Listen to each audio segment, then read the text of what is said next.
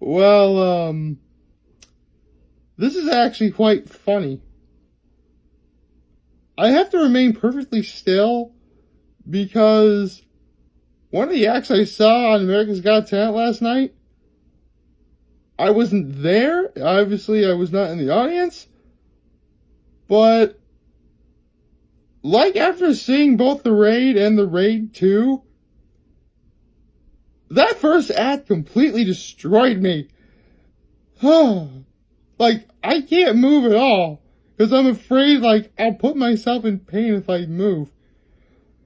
And I still have a lot to talk about, too. So, first and foremost... Okay, I'm afraid to wave. Okay, I'm okay. Happy Hump Day, everybody. Yeah, that... I'll get to that in a second. But first, I have a little bit of house clean to do. Foremost... We got the trailer for Frozen 2, which I am so excited for. I love Frozen. I consider myself a Brozen, which is a male fan of Frozen. I love Frozen so much. You know, Let It Go is so totes my jam. Yes it is. You know, I love that movie to death. You know, I can't wait until November. And if I'm not mistaken, if Frozen 2 is as good as I hope it is, it could be the first instance where an animated movie sequel wins the Oscar for Best Animated Picture. Because Frozen won it when the year it came out and was nominated, and I think if Frozen 2 lives up to, like, at least half of what the first one was, there's a chance it will. So, you know, here's to hoping. Also, okay, as a child of the 90s, really, I was born in the very, very, very, very late 80s, but, you know, I grew up in the 90s. Anyway, growing up in that time, pretty much everyone has at least played, owned, or heard of the N64. One of the greatest hidden gems of the N64 were the Banjo-Kazooie games. Banjo-Kazooie and Banjo-Tooie. From 2 because, you know, it's a sequel.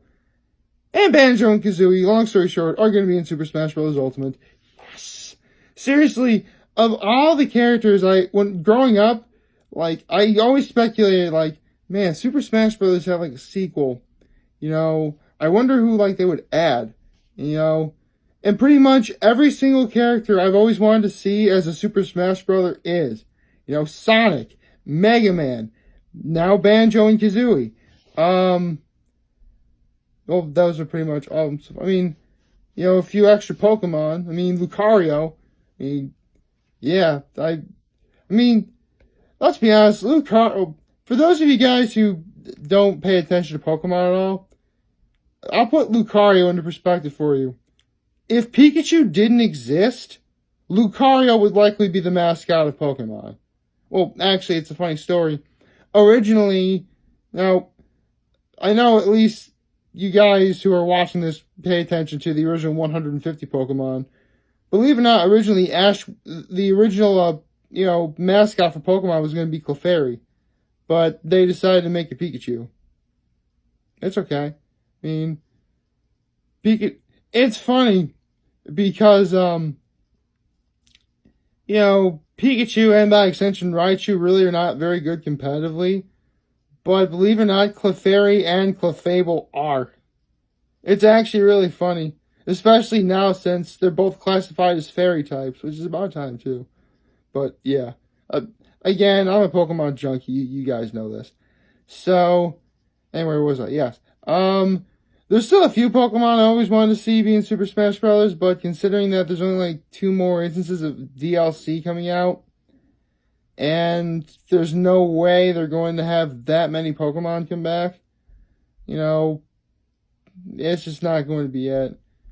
I mean, then again, there are so many Pokemon I want to see in Super Smash Bros. That there's no way I'd be able to list them all. Well, technically I could list them all in one video, especially when I would need to do is, like, have my computer on and have, like, the entirety of the National Pokedex in front of me so I would read off who I want to see. But for now, the only ones I would want to see would be any Pokemon that has a Mega Evolution, any fighting types, and pretty much anyone that is deemed popular. So, yeah. There's a lot of them. A lot of them. Oh, and pretty much any and all Pokemon starters from all now 8 generations. Final evolutions, of course, because, don't get me wrong, beginning forms are cute, but the final evolutions are what are used competitively, and so it would make sense to use them in Super Smash Bros. But enough about that. I talked about how much I am looking forward to Frozen 2, how much I'm looking forward to see Banjo and Kazooie on a video game related screen again, and now we get into the main event, America's Got Talent.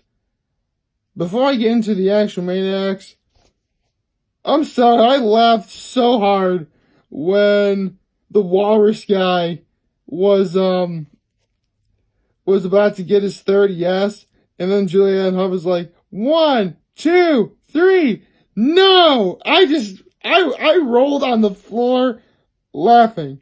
Like, remember when we used to, well, man, I really am old. Basically, kids, a long time ago, and even now, my generation invented the whole using letters to signify words. ROFL was roll on the floor laughing. I found it to be so obnoxious that for laughs, I once came up with my own. For starters, there was, actually, I'm not going to get into that. That's a story for another day, but I'm just going to say this. Why did we put a Z in front of OMG?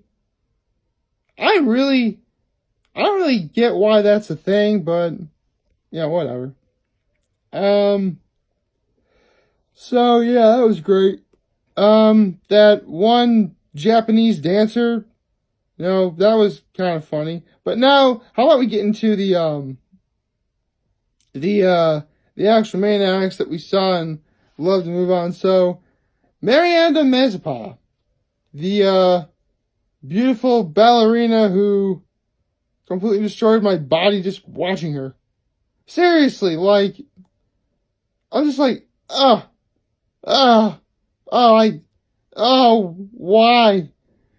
And, it was horrifying, it was beautiful.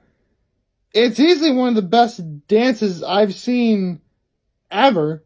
And keep in mind, I went to Horseheads High School where, there were several dancers who really made a name for themselves in the public eye. Not one of them could do what she did. So, yeah. Good on ya. The background singer, Carmen Carter. I'm looking these up right now. She was great. Glad to see that. Seriously though, I want to point something out right now. Seriously, talent really shouldn't stem from how you look.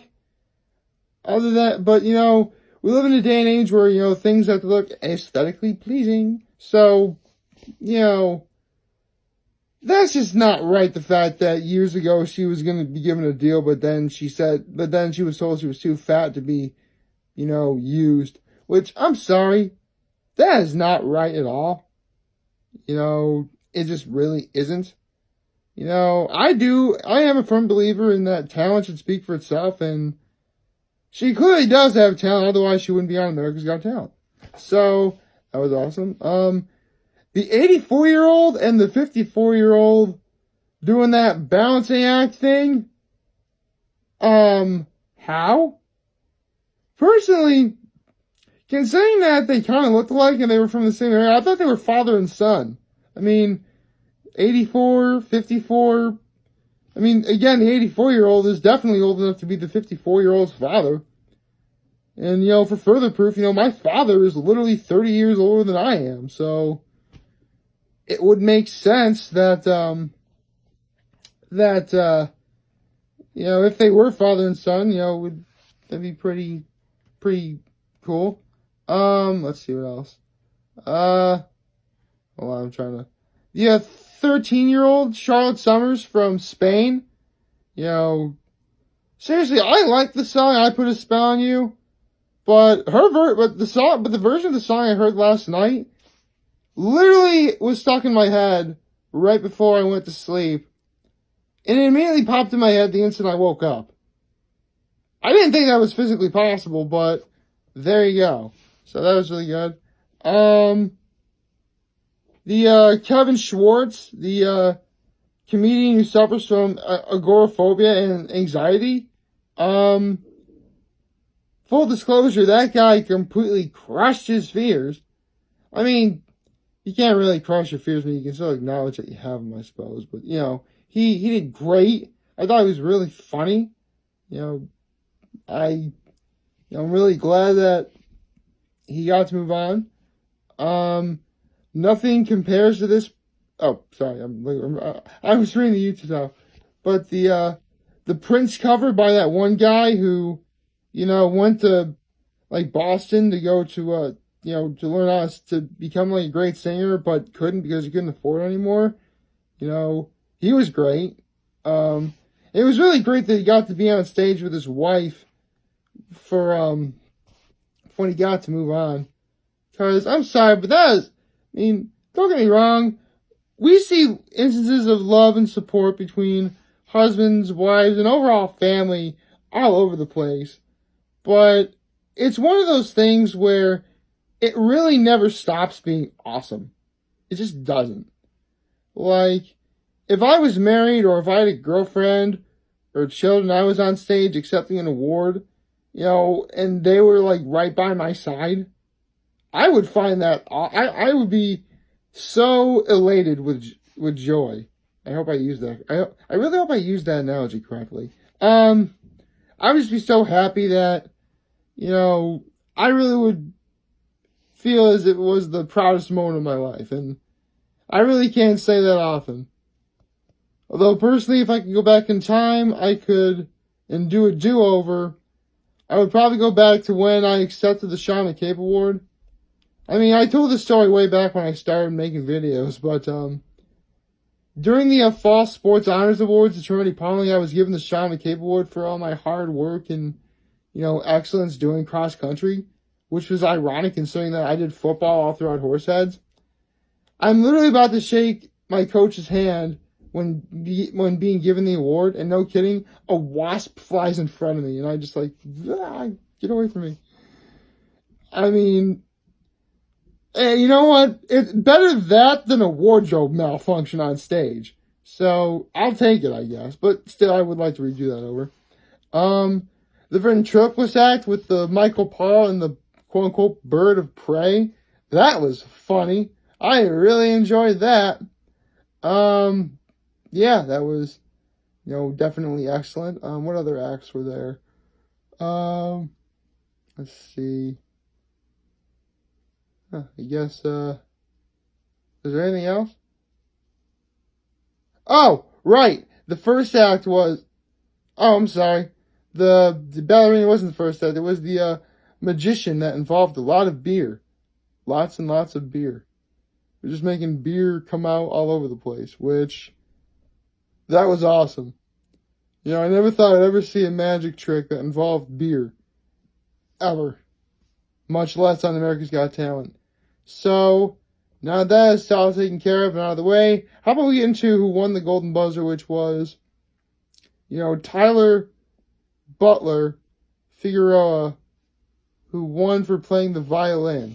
And, you know what? It makes sense that he basically played Stronger by Kelly Clarkson, which is an okay song. I've heard better from Kelly Clarkson, but, Stronger, it's okay. Seriously, now, don't get me wrong, I've heard about being bullied about many things throughout my entire life. If someone's too fat or too short or not good looking enough or whatever. But one thing I can't get my head around is, what kid in this day and age would ever make fun of anyone for having cancer? That's just plain wrong. Really wrong. I feel for that kid so much. And it was very appropriate that Simon Cowell had a message to all those bullies who made fun of, Tyler Butler Figueroa, by giving the golden buzzer. That was great. That was the most heartwarming thing I think I saw in a long time. So, that was awesome. And I cannot wait to see what talent America has next week. And it should be fun.